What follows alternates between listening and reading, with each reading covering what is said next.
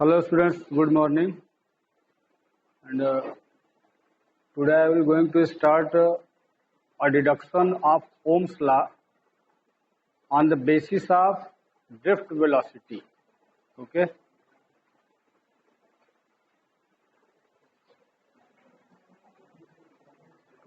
Ohm's law on the basis of drift velocity.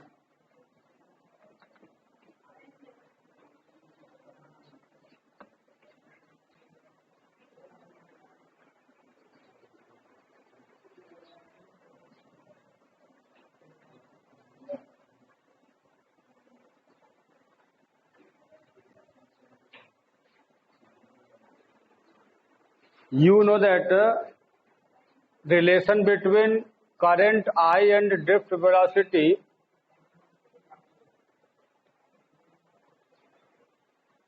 this result already you have.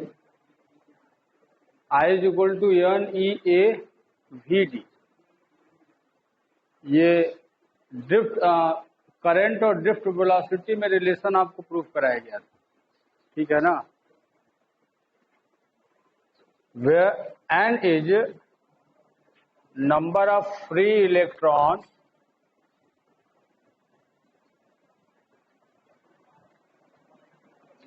per unit of volume, okay, is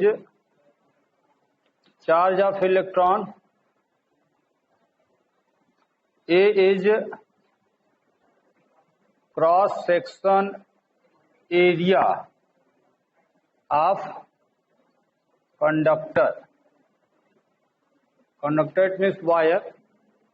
Cross section area of wire is capital A, and Vd is drift velocity. Okay. So I is equal to NA Vd. On the basis of drift velocity, we are going to prove Ohm's law. This is very important proof to discuss about the resistance of any conductor. यानी किसी भी register की जो conductivity होती है वो कैसे change होती है, ये इस पे आपको डिस्कस करने को मिलेगा. At first, I have also a term tau is time of relaxation.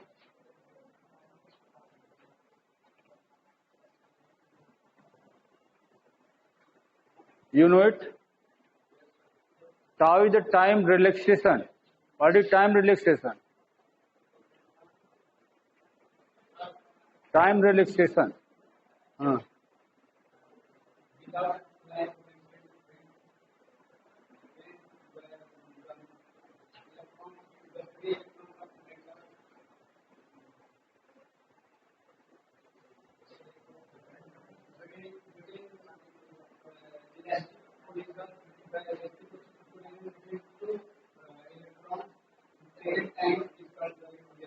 Okay. You know free electron model.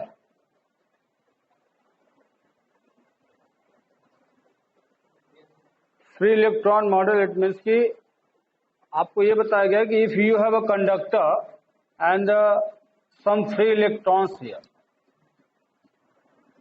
these are free electrons in a conductor, okay. But what do you mean about free electron? What do you mean about free electron? Free electrons it means कि you know that neutron and proton stay at the nucleus of any atom and electrons moves around the nucleus, but the electron outermost orbital is very loosely tied to their nucleus.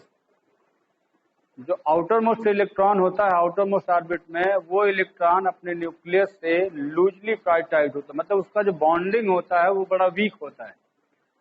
और अगर इसको कहीं से भी energy आप provide कराते हो तो ये इलेक्ट्रॉन अपने ऑर्बिट को क्विट करेगा, अपने ऑर्बिट से ये क्विट करता है, और इसी को हम लोग फ्री इलेक्ट्रॉन बोलते हैं. आगे डिस्कस में किया हूँ, पीछे वीडियो में ये किया हूँ, अगर आप देखे होंगे. तो वही नंबर ऑफ फ्री इलेक्ट्रॉन्स जो इसमें मौजूद है पर यूनिट वॉल्यूम में नंबर ऑफ फ्री इलेक्ट्रॉन्स वो n बताया गया। ठीक है, E is the charge of free electron and A is the cross section area of that conductor and V is drift velocity. But here a phenomena also time relaxation. It means time relaxation. It means कि जब free electrons move करते हैं अपने conductor में, when free electrons move from one to another side, then they collide with their nucleus and some electrons also. So in between any two collision, the time is called the time of relaxation.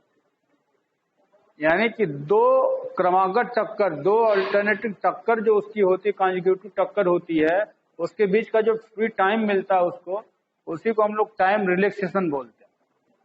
Okay, अच्छा, इसके बाद अब अगर drift velocity की बात की जाए, किसी एक सिंगल फ्री इलेक्ट्रॉन के ड्रिफ्ट वेलोसिटी की बात करते हैं, तो drift velocity you have v is equal to u plus at. This is the first equation of motion. v is equal to u plus at. But in this section we have taken v as vd, drift velocity of free electron. U is the initial velocity of electron. Initial velocity of electron, but initial velocity of electron is taken here 0, because if any electron collides to their nucleus or electron, then after the collision they move again forward. So starting position, from starting position initial velocity u taken 0. So here substituting u 0 and a is acceleration and t is tau. It means time relaxation. यही है time relaxation.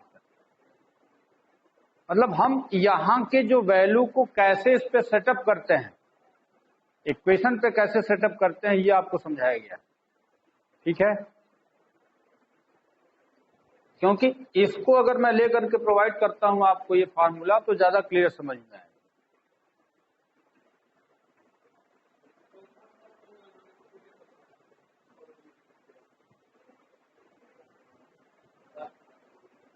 So you use Vd in the place of V and u is equal to 0 and tau at the place of t.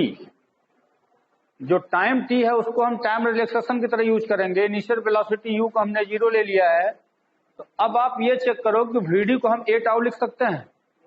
Drift velocity Vd a tau आप ले सकते हो।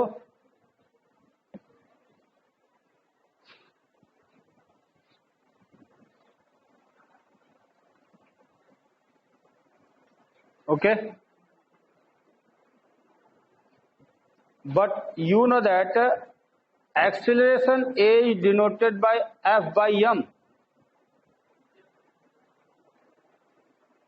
because f is equal to m है, so a is equal to f by m, where m is the mass of an electron and f is the electrostatic force acted by the potential difference.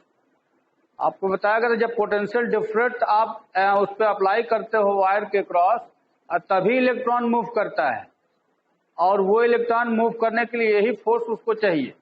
इसको हम लोग electrostatic force बोलते हैं। तो F by M आप लिख सकते हो। बट अब यहाँ पे एक बात और जानना है कि E is equal to F by Q, इसका बेसिक फार्मूला था इलेक्ट्रोस्टैटिक फील्ड का। Electrostatic field is the ratio of electrostatic force with respect to charge. मतलब कौन सा चार्ज पे कितना फोर्स लग रहा है, तो पर यूनिट चार्ज पर जितना फोर्स अप्लाई होता है उसी को इलेक्ट्रोस्टैटिक फील्ड बोलते हो। E is equal to F by Q, but here we take F by E, where E is the charge of electron, because we are discussing about the free electron, so we take here Q in the form of E. E means charge of electron. Okay, so in the place of F we use EE. F के जगह पे हम लोग ई use कर सकते हैं। यहां पे अगर ई, कैपिटल ई का यूज करेंगे और ये हो गया, इतना ठीक है, क्लियर है ये। Again you know that E is equal to V by L, सब फार्मूले का बस यूज है।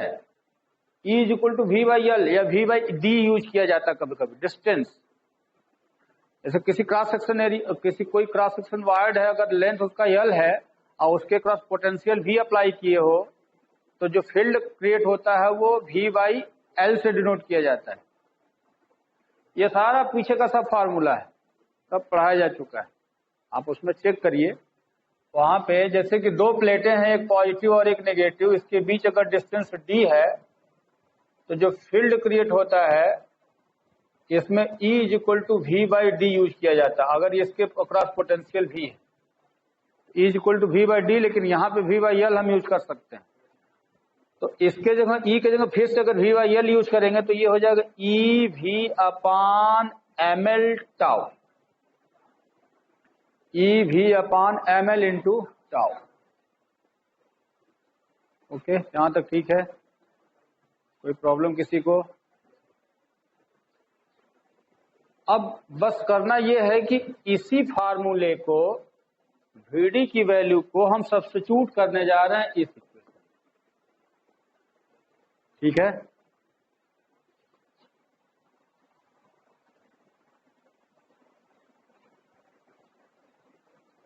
Substituting the value of VD in equation 1। Equation 1 में अगर आप सब्स्टिट्यूट करते हो तो I की वैल्यू NEA इंटू VD के स्थान पे ये लेके आओ EV अपान ML इंटू टाउ। क्लियर? चलिए, अब यहां तक जैसे आप पहुंचे हो, पहले ये चेक कर लो, कहीं कोई डाउट है तो बोल दो। फार्मूले को लेकिन अच्छे से आप चेक करोगे, सारे फार्मूले पीछे पढ़ाए जा चुके हैं जितना भी यूज हो रहा है।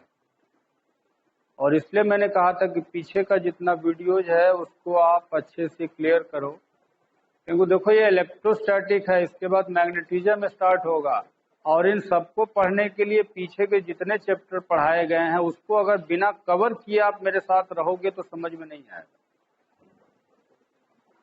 और इसके लिए आप खुद रिस्पॉन्सिबल हैं, क्योंकि पीछे का कोई भी, मतलब इतना मेहनत से उसमें सब वीडियो बन रहा है, लेकिन जो आपके द्वारा देखा गया व्यूज है उसका पता नहीं है। कम से कम तो 45-50 जो भी स्टूडेंट्स आप हो उनको तो देखना चाहिए ना, लेकिन पता नहीं है। अब पता नहीं है तो उसकी रिस्पॉन्सिबिलिटी आपकी बनती है। शिकायतें तो खुद मिल रही है कि ये हो रहा है वो हो रहा है, लेकिन इसकी रिस्पॉन्सिबिलिटी आपको बनती है। यहां तक ठीक है। I is equal to NEA फिर EV by ML into tau. Okay, चलो अब यहां से अब इसको V बाई I अगर हम अलग करें, ध्यान दीजिएगा, यहां से V अपान I अगर आप यहां लिखते हो तो V अपान I, तो बाकी सब एक साइड में लेके जाओ, तो ऊपर हो जाएगा ML, ये ML ऊपर जाएगा और ये सब नीचे आएगा, NE square A into tau, ये भी नीचे रहेगा, NE square A into tau. हाँ ठीक है। V upon I is equal to ML upon NE square A into tau. Clear? अब यहां तक पहुंचने के बाद अब आप ये चेक करो, do you know Ohm's law? क्या था? V बाई I is equal to constant R। जो रेजिस्टेंस होता है वो कांस्टेंट टर्म प्राप्त होता है।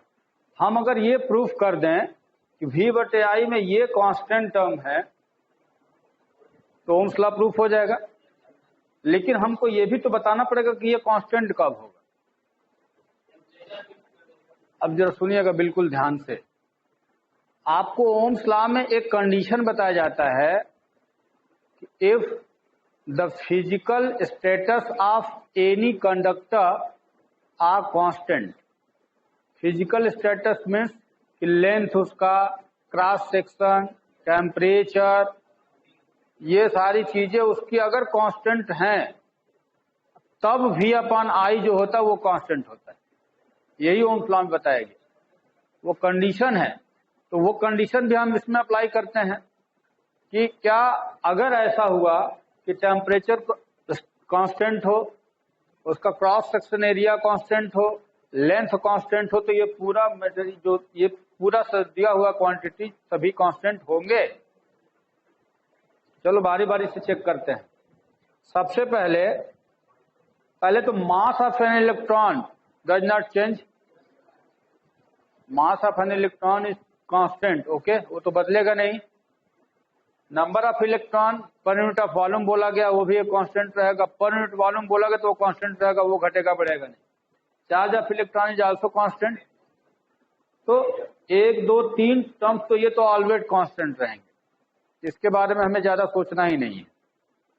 हाँ, रही बात लेंथ का, क्रॉस सेक्शन एरिया का और टाउ का, तो अगर देखा जाए तो यही बताया गया था ओम्स लॉ में ना, if physical status of any conductor are constant.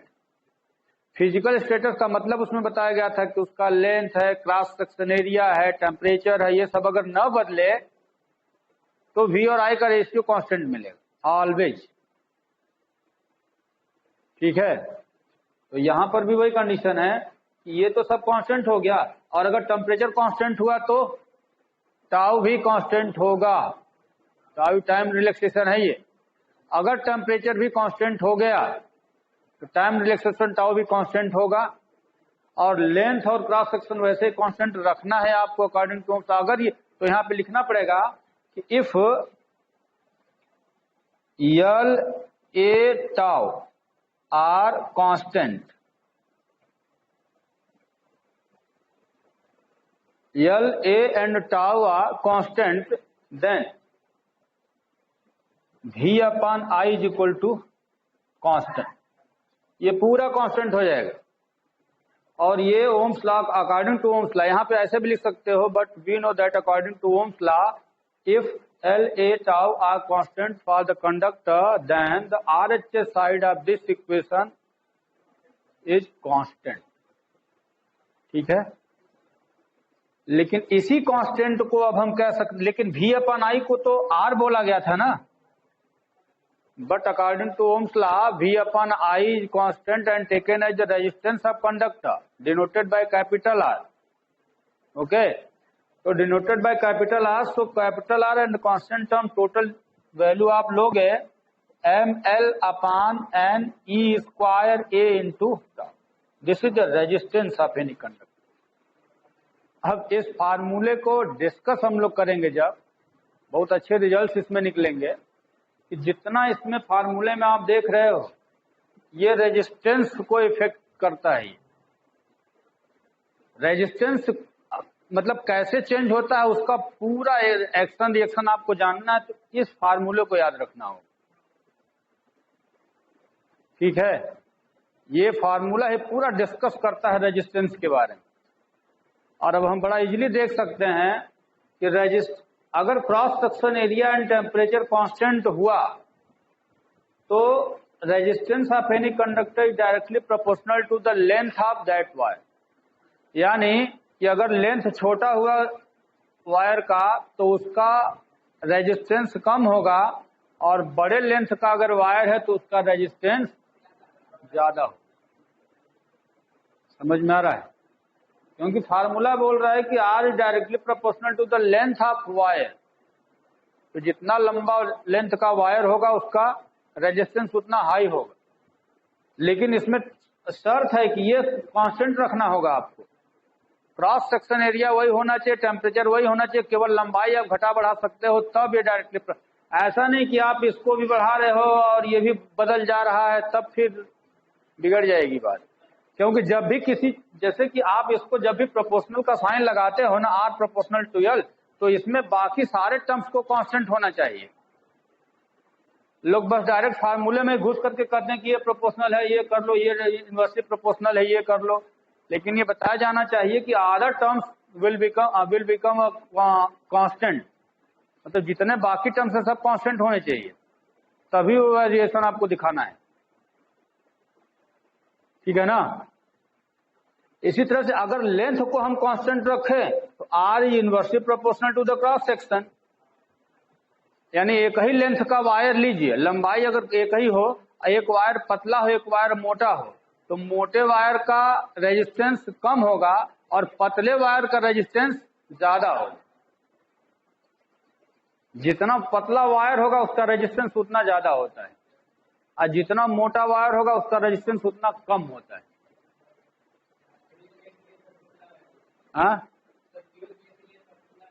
हाँ, इसीलिए जो फ्यूज बांधा जाता है उसको वायर को पतला रखते हैं कि हाई रेजिस्टेंस हो, और हाई रेजिस्टेंस होने के कारण जो एक्स्ट्रा उस पर लोड आता है, बर्डन आता है, तो ब्रेक हो जाए।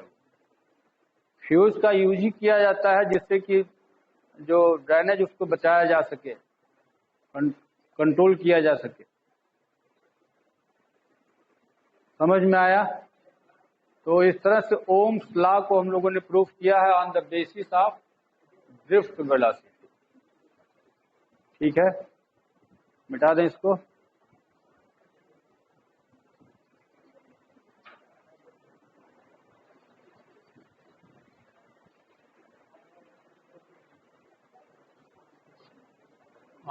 Remark number 1, if cross section A and temperature are constant, then R is directly proportional to L, या R1 by R2 is equal to L1 by, but constant A, cross section constant होना चाहिए और tau भी constant होना चाहिए। तब के लिए है रिमार्क 2, नोट करते जाइए। Remark 2, if length L is constant, then R is inversely proportional to the cross section, या R1 by R2 is equal to A2 by A1।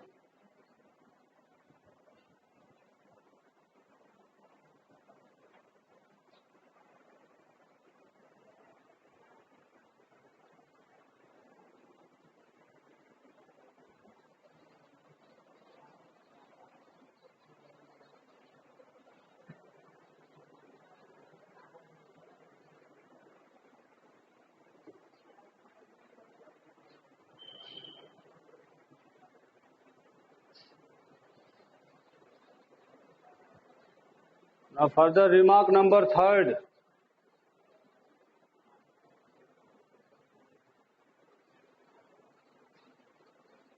Remark 3rd.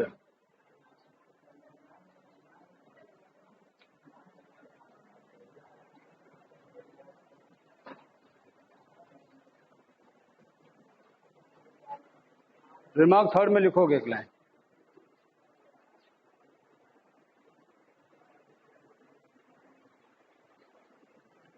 When a wire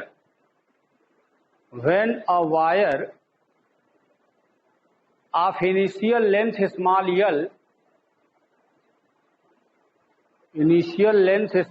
l and resistance capital R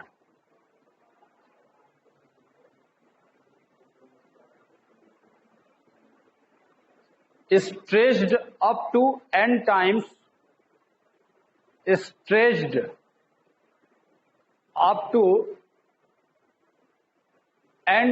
of initial length,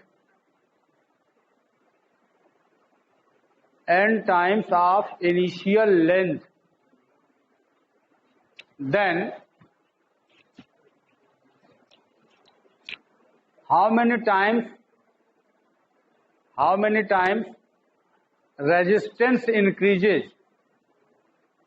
how many times resistance increases.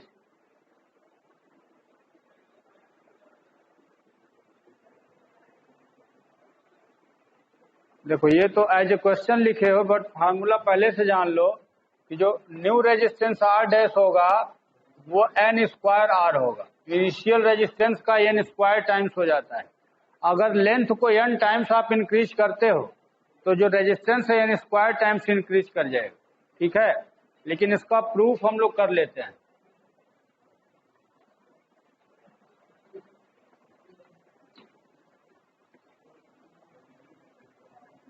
Volume of initial length wire is equal to final length wire.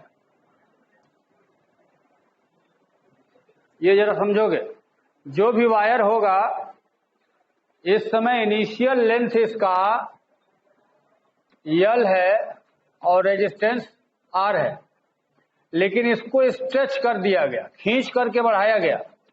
खींच करके बढ़ाया गया तो इसके length को NL अगर कर दिया जाए तो रेजिस्टेंस जो आर डैश होगा न्यू रेजिस्टेंस, उसकी वैल्यू एन स्क्वायर आर होती है।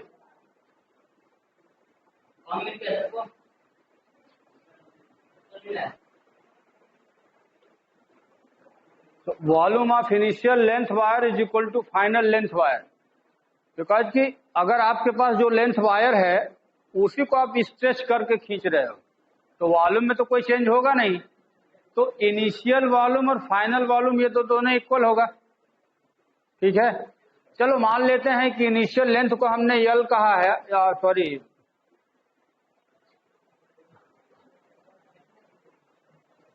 इनिशियल लेंथ को L1 माना जाए और इनिशियल क्रॉस सेक्शन को A1 माना जाए, फाइनल लेंथ को L2 और फाइनल क्रॉस सेक्शन को, क्योंकि आप जब स्ट्रेच करोगे तो यहां पे डबल चेंज होगा, लेंथ इंक्रीज कर रहा है लेकिन उसका क्रॉस सेक्शन एरिया डिक्रीज करेगा। समझ रहे हो, यही इसमें मेन फैक्टर है। तो उसको हम लोग को फिर यूज करना पड़ेगा, वो कैसे यूज किया जा सकता है। और हम लोग इतना ये जानते हैं कि आर की जो वैल्यू ली गई है हम लोग के लिए वो ये प्रोपोर्शनल टू एल बाई ए था ना, उस फार्मूले से जो अभी आप देखे थे, R is directly proportional to L by A है, ठीक है। टेम्परेचर कांस्टेंट होगा तब ऐसा। अब आप ये चेक करो कि इनिशियल लेंथ वायर का हम वॉल्यूम अगर निकालें तो इसको A1 L1 लिखोगे। Wire is cylindrical and the volume of cylinder is cross section area into length. This is the volume of cylinder, but initial length wire है ये। तो फाइनल लेंथ वायर को क्या कहोगे, A2 L2, ठीक है। और इससे अब हम लोग एक काम ये कर लेते हैं कि A2 बाई A1 की वैल्यू अगर आप निकालते हो A2 बाई A1 तो ये हो जाएगा L1 बाई, यानी कि A2 बाई A1 के जगह पे जरूरत पड़ने पे L1 बाई L2 हम एंटर करा सकते हैं, सब्स्टिट्यूट कर सकते हैं। ये रिजल्ट हमने लिया। नाउ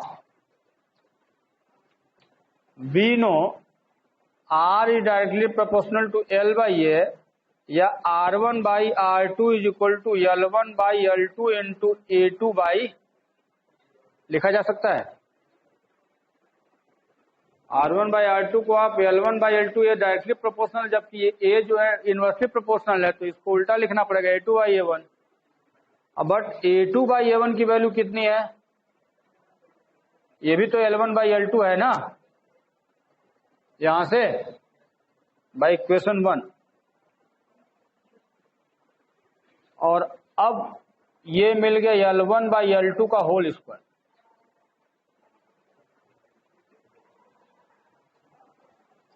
इसका मतलब ये है कि जब भी किसी वायर को स्ट्रेच करके आप इंक्रीज करते हो तो उसके लिए फार्मूला अप्लीकेबल होगा, R1 by R2 is equal to L1 by L2 का होल स्क्वायर। अगर स्ट्रेच करके इंक्रीज करते हो तब के लिए। और अब मैंने क्या बोला कि अगर इनिशियल लेंथ L था और रेजिस्टेंस R है तो उसकी वैल्यू को सब्स्टिट्यूट कर लिया जाए।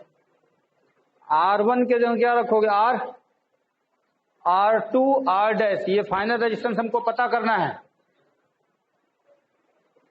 यहां पे L1 को L कहोगे और L2 को NL कहोगे।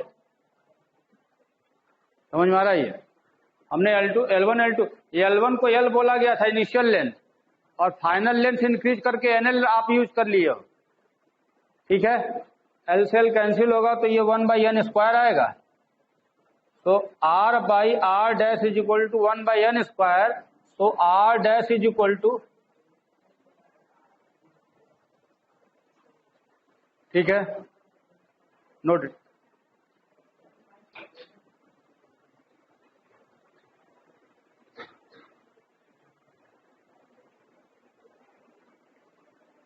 Example,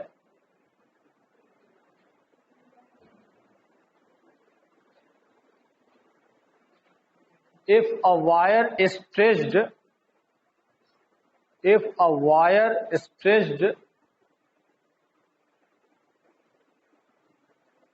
up to 4 times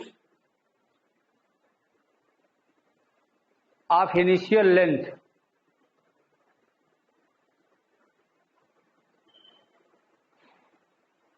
then what will be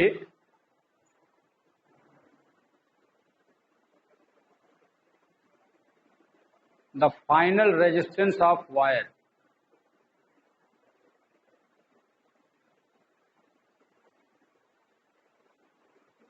If initial resistance is capital R,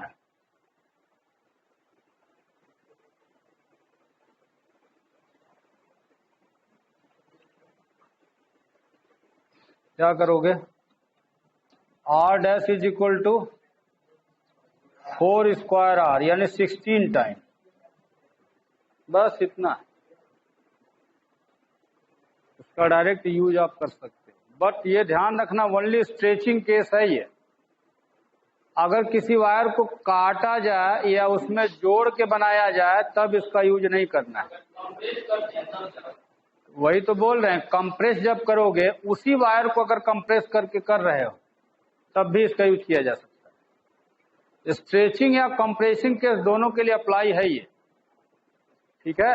लेकिन कंप्रेस करते समय ये ध्यान रखना है कि वही वॉल्यूम होना चाहिए, ये नहीं कि कंप्रेस भी कर रहे हो कहीं से जोड़ भी दिए, ऐसा नहीं करना है। इसका यूज हम इंक्रीजिंग, स्ट्रेचिंग और कंप्रेसिंग दोनों केस में कर सकते हैं, ठीक है। आप लिख सकते हो, hence the resistance increases up to 16 times. Hence the resistance increases up to 16 times.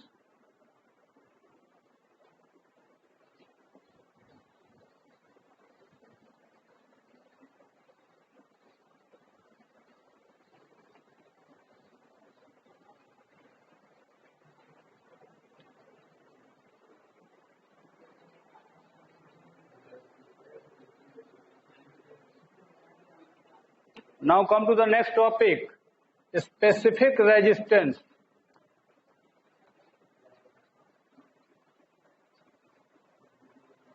और resistivity.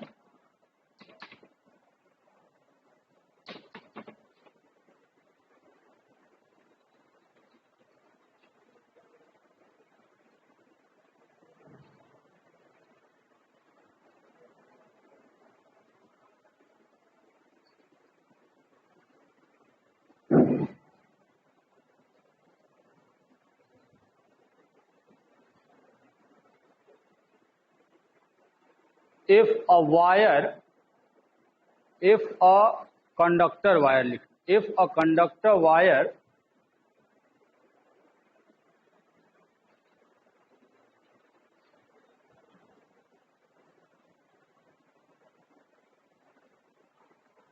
having current density J, which is defined by I by A, J is equal to I by A, and the electric field across the wire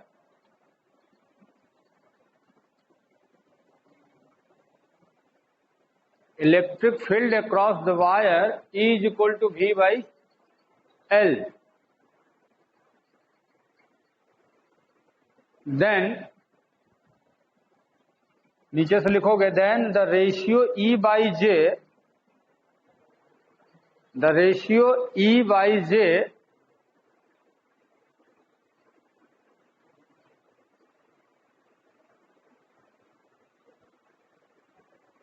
define the specific resistance or resistivity of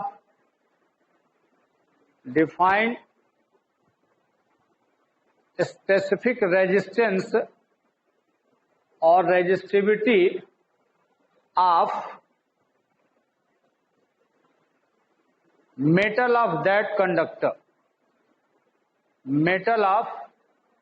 conductor. It is denoted by rho.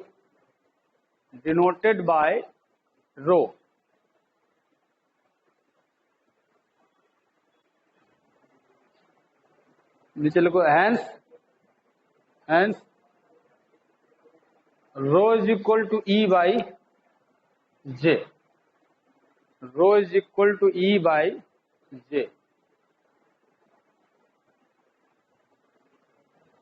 Now, if rho is equal to E by J, then E is equal to V by L and J is equal to I by A, then rho is equal to V upon I into A by L, but V upon I is called resistance of conductor, then R A by L. This is the resistance of the metal of any conductor. Rho is equal to R A by L. This is an important formula. Rho is equal to R A by L.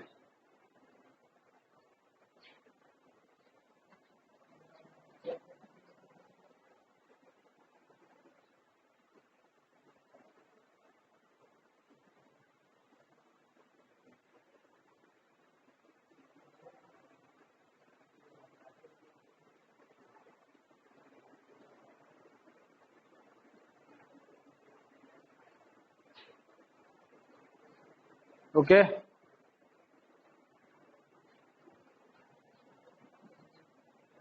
For L is equal to 1 meter and A is equal to 1 meter square, then rho is equal to R. देखो इसको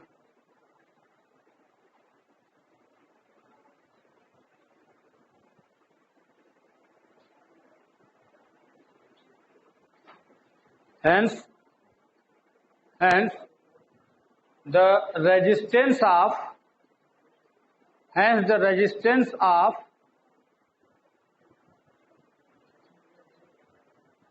1 meter length of wire,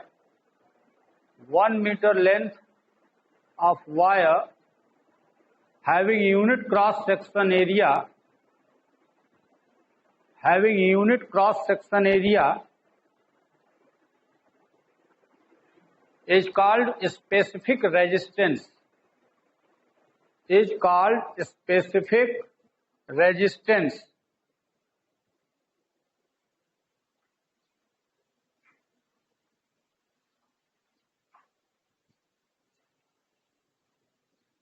note, एक note लिखो.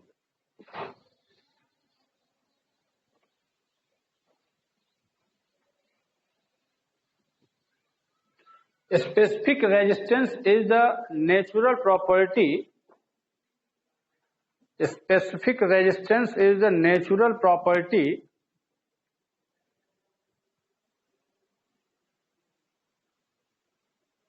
of the substance of conductor.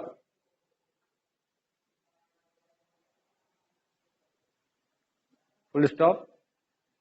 Specific resistance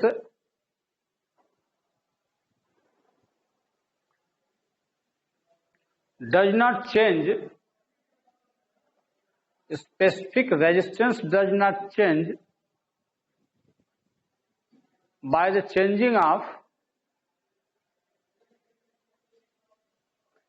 length or cross section area. Length or cross section area.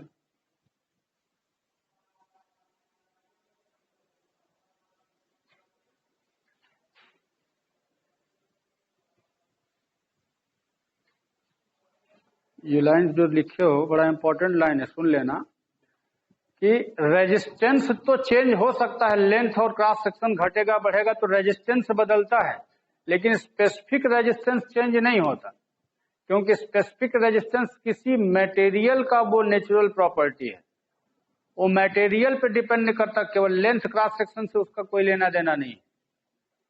अब आप ये मत कर देना कि sir rho is equal to R A by L है, तो लगोगे कि अब rho inversely proportional to L, rho directly proportional to A, यानी मोटे वायर का स्पेसिफिक रेजिस्टेंस ज्यादा होगा, छोटे लेंथ का स्पेसिफिक रेजिस्टेंस कम ज्यादा होगा, ऐसा नहीं।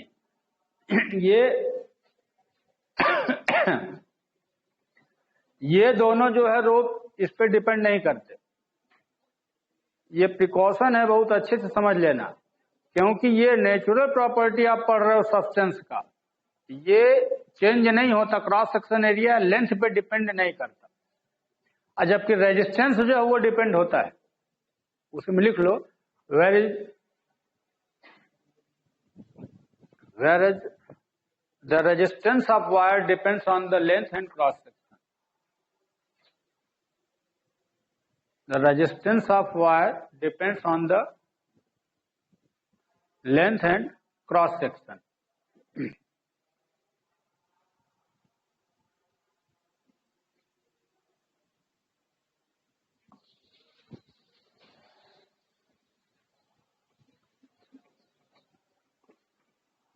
और एक चीज और यहां ध्यान देना कि जो रेजिस्टेंस भी होता है उस पर भी थोड़ा गौर करोगे कि रेजिस्टेंस किसी वायर का, मैंने कहा कि लेंथ और क्रॉस सेक्शन एरिया या टेम्परेचर अगर ये चेंज होता है तब तो रेजिस्टेंस चेंज होगा, लेकिन कभी कभी क्या होता है कि एक लेंथ वायर का ऐसे है, इसी वायर को आप ऐसे मोड़ दिए, इसी वायर को ऐसे मोड़ दिए, इसी वायर को ऐसे ऐसे मोड़ दिए, तो रेजिस्टेंस चेंज नहीं होता। मोड़ने से या उसका शेप साइज चेंज करने से ऐसा उसका रेजिस्टेंस नहीं बदलता। ठीक है, उसी में लिख लो, नोट में लिखो resistance of any conductor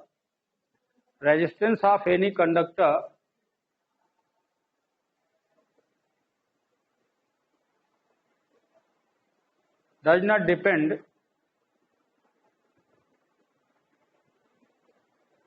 on the shape of wire,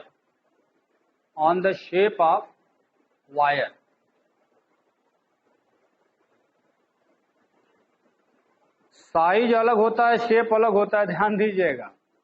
shape and size both are differ point है, ये अलग अलग पॉइंट है, ये एक ही पॉइंट नहीं है।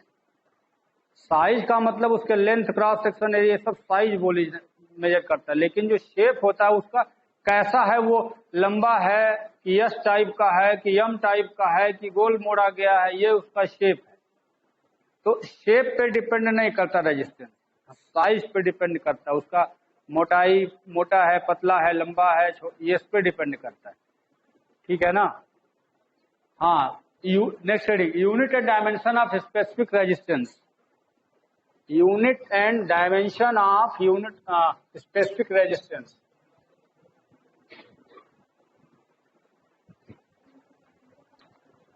रो is equal to R A by L, तो unit of rho is equal to, ये ओम है, metre square upon metre, ohm metre हो गया ना, बस जल्दी नोट करो इसको। Unit of rho ohm metre,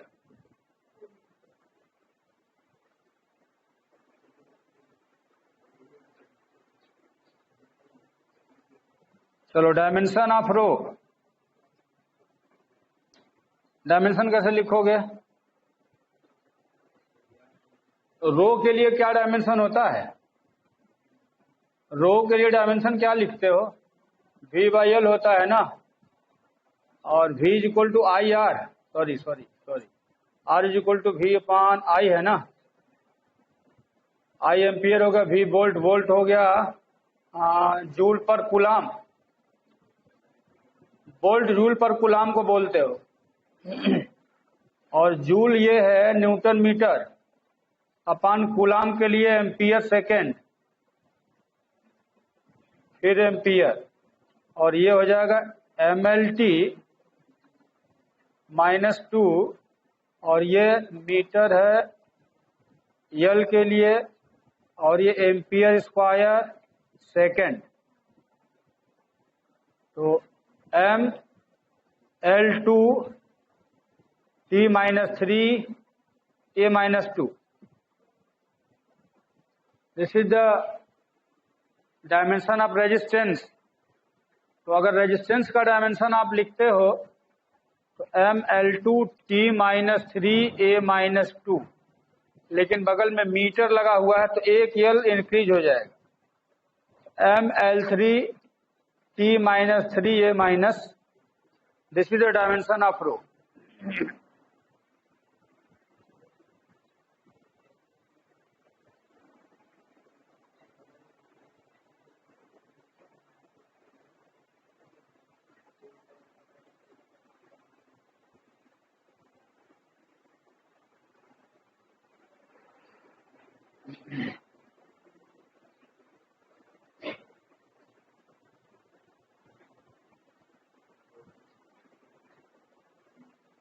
next, specific conductance. Specific conductance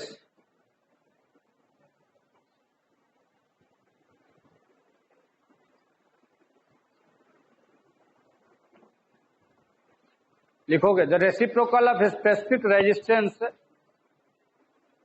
reciprocal of specific resistance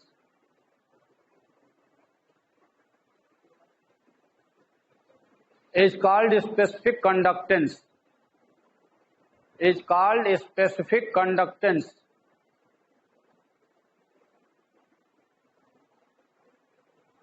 denoted by sigma, ये sigma denoted by sigma, हो गया।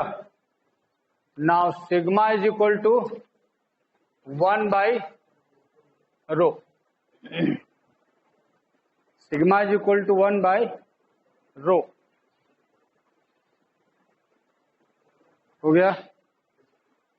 यूनिट ऑफ रो क्या होगा, sorry unit of sigma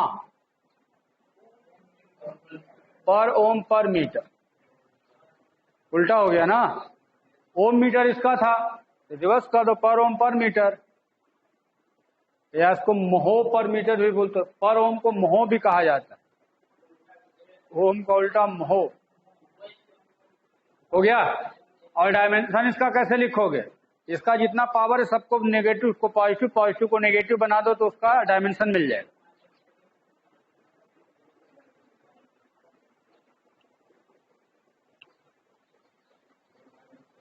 dimension हो जाएगा ना।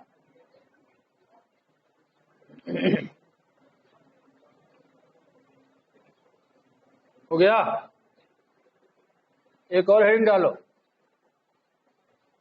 Ohms line vector form, Ohm's line vector form,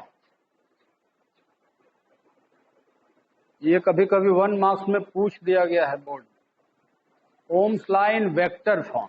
अब जरा सुनोगे, अभी अभी आपने देखा था कि we know sigma is equal to 1 by rho, but rho is equal to E by J, rho is equal to E by J, so sigma is equal to J by E, sigma is equal to J by E, so J is equal to sigma E in vector form, J is a vector quantity and E is also vector quantity. So J is equal to sigma E. This formula is called Ohm's law in vector form.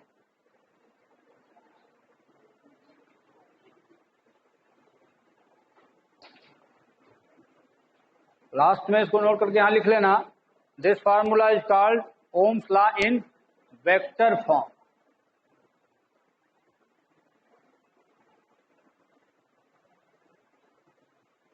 So thanks for today.